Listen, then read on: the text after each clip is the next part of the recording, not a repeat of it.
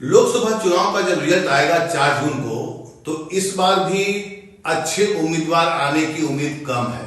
जी हाँ, इस बार जो चुनाव हो रहे हैं उसमें उम्मीदवारों का अगर आप बैकग्राउंड खंगालेंगे तो उसमें आपराधिक चरित्र के मामले ज्यादा मिलेंगे। मतलब 18वीं लोकसभा चुनाव में जो जीत के आएंगे, जो हमारा संसद बनेगा, इसमें शरीफ आदमी, अच्छे आदमी आपको नहीं मिलेंगे देखने को। हम ये ऐसा इसलिए कर रहे हैं कि इस बार के चुनाव में जो पहला चरण हो रहा है 19 अप्रैल को, उसमें जिन उम्मीदवारों ने पर्चा दाखिल किया है उस पर एक रिपोर्ट आई है। और रिपोर्ट जो आई है, अगर आप उसको समझेंगे तो इसका मतलब एक ही होगा कि उम्मीदवार अच्छे नहीं है।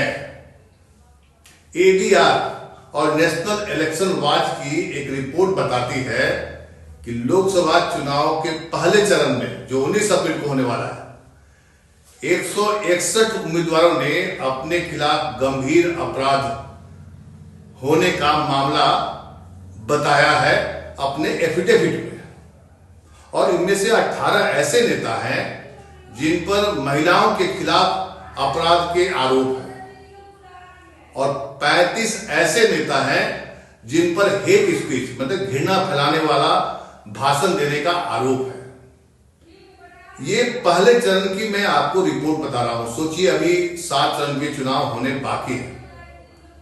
एसोसिएशन फॉर डेमोक्रेटिक रिफॉर्म्स यानी एडीआर और नेशनल इलेक्शन वॉच ने इस बार जो चुनावी मैदान में उम्मीदवार लोग उतरे हैं, उसके जो एफिडेविट देते हैं, हर उम्मीदवार एक एफिडेविट देता है, उस एफिडेविट का विश्लेषण किया है।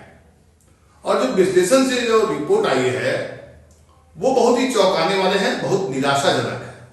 निराशाजनक इसलिए क्योंकि भारत एक मदर ऑफ डेमोक्रेसी है, यहां अच्छे उम्मीदवार आने चाहिए। अब तक जो 252 उम्मीदवार का जो मामला आया है, उसके खिलाफ आपराधिक मामला दर्ज है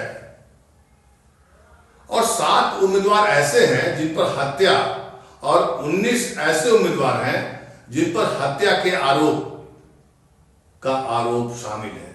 सोचिए, हम चुनाव में अपने कैंडिडेट को जो जिताते हैं उसकी भी रिपोर्ट भी समझ लीजिए। हिंदू अखबार में एक खबर छपी है और उसका विश्लेषण इस तरह से किया गया है कि लोकसभा चुनाव के पहले चरण में करीब 1625 उम्मीदवार चुनाव लड़ रहे हैं।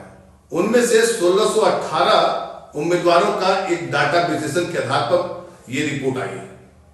आप समझिए कि कैसे कैसे उम्मीदवार हमारे चुन के आएंगे नए संसद में। आंकड़ों से यह भी पता चलता है कि 161 उम्मीदवारों ने अपने खिलाफ गंभीर अपराधों के मामले दर्ज कराने की घोषणा की। हमारे उम्मीदवार कैसे हैं ये जानना जरूरी है। कैसी होगी हमारी संसद, और संसद में किस तरह के लोग आएंगे, अमीर आएंगे कि गरीब आएंगे कि जनरल आएंगे, शरीफ आएंगे कि बदमाश आएंगे। क्योंकि एक मामला दर्ज हो जाता है तो सोचिए कि उसको लोग समाज में हेय दृष्टि से देखता है।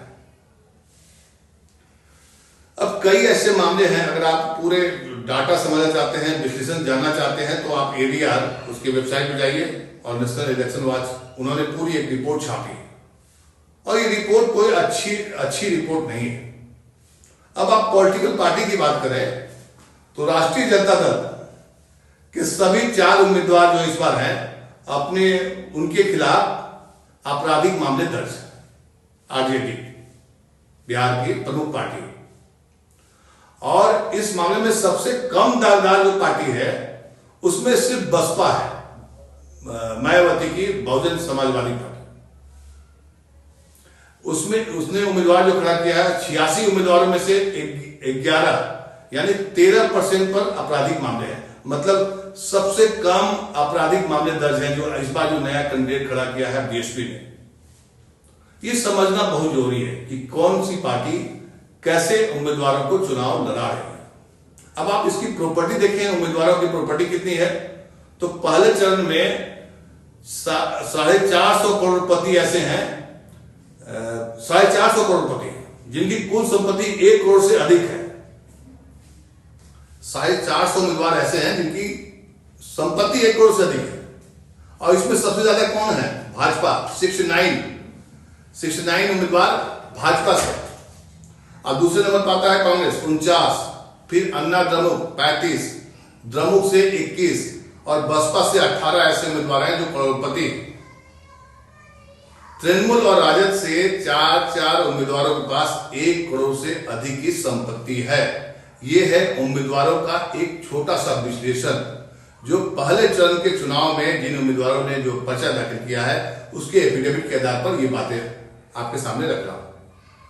अन्ना द्रमुक जो पार्टी है उसके उम्मीदवारों के पास सबसे अधिक एवरेज संपत्ति देखा जाए तो 35.61 करोड़ रुपए है। इसके बाद सबसे अमीर पार्टी में आता है द्रमुक, उसके पास 31.22 करोड़ रुपए है। कांग्रेस के पास 27.79 करोड़ रुपए और भाजपा के पास 22.37 करोड़ रुपए है। ये एवरेज संपत्ति सभी उम्मीदवारों का जो संपत्ति है उसके आधार पर एक एवरेज विश्लेषण है। आपको याद होगा अभी हाल में छिंदवाड़ा से कांग्रेस के उम्मीदवार नकुल नाथ ने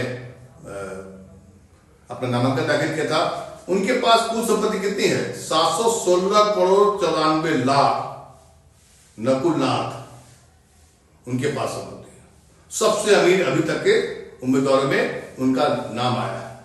इसके बाद एक शख्स हैं तमिलनाडु के ईरोड से जो चुनाव लड़ रहे हैं एआईडीएमके के उम्मीदवार जो हैं अशोक कुमार, उनके पास 662 करोड़ 86 लाख रुपए की संपत्ति है। और तीसरे नंबर पर तमिलनाडु के ही एक शिवगंगा से भाजपा के उम्मीदवार हैं देवनाथन यादव टी, उनके पास 304 करोड़ 92 लाख करोड़ की संपत्ति है। कैसे कैसे उम्मीदवार कितनी संपत्ति, 700 करोड़ 600 करोड़ 300 करोड़। सोचिए, ये जानना बेहद जरूरी है कि हमारे उम्मीदवार कैसे आ रहे हैं, कौन सी पार्टी किस तरह के उम्मीदवारों को चुनाव लड़वा रही है। ये सिर्फ एक छोटा सा विश्लेषण मैंने आपको बताया। ये है प्रथम चरण के चुनाव में जो उम्मीदवार आए हैं उसमें से जो उनके एफिडेविट दाखिल करते हैं। आपको पता होना चाहिए कि जब भी आप चुनाव लड़ेंगे तो आपको एक एफिडेविट देना पड़ता है चुनाव आयोग को कि हमारे पास क्या संपत्ति है, कितने हमारे पास आपराधिक मामले दर्ज हैं। उसी का एक विश्लेषण होता है और उसका विश्लेषण करती है एडीआर। काफी लंबे समय से जो लोकतंत्र में जो चुनाव होता है उसका विश्लेषण करने के लिए एडीआर एक अच्छी संस्था है। उसकी रिपोर्ट पर बहस भी होती थी पहले, अब नहीं होती है क्योंकि मीडिया में ये सब खबरें गायब है। सोचिए, कांग्रेस के उम्मीदवार हैं नकुल नाथ। कांग्रेस किसके बेटे हैं? कमलनाथ के। और संपत्ति कितनी है? 706 करोड़ रुपए और कर रहे हैं राजनीति, समाज सेवा। अब इसको आप कैसे देखते हैं, कैसे समझते हैं, लेकिन ये जानना बहुत जरूरी है कि आपके उम्मीदवार के खिलाफ कितना केस दर्ज है और कौन से उम्मीदवार के पास कितनी संपत्ति है। तब आप पता कर पाएंगे कि इनका सोर्स ऑफ इनकम क्या है। यही तो लोकतंत्र है कि हमें हर चीज जानने का अधिकार है। नमस्कार।